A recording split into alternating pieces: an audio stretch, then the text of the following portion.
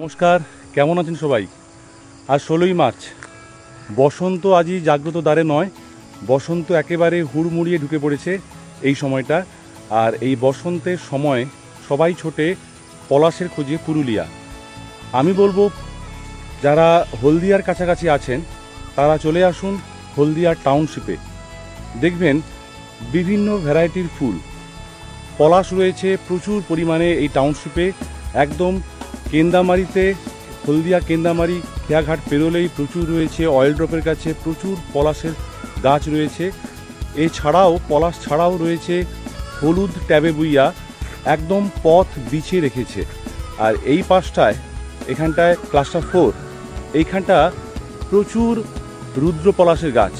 দেখুন রুদ্র পলাশ চারিদিকে ছড়িয়ে রয়েছে, পথ বিছিয়ে রয়েছে এই রুদ্র পলাশ চারিদিকে।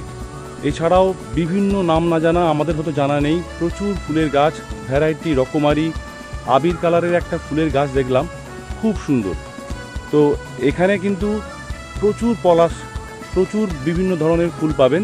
তাই পুরুলিয়ার না ছুটে চলে আসুন যারা হলদিয়ার কাছাকাছি আছেন এই টাউনশিপে।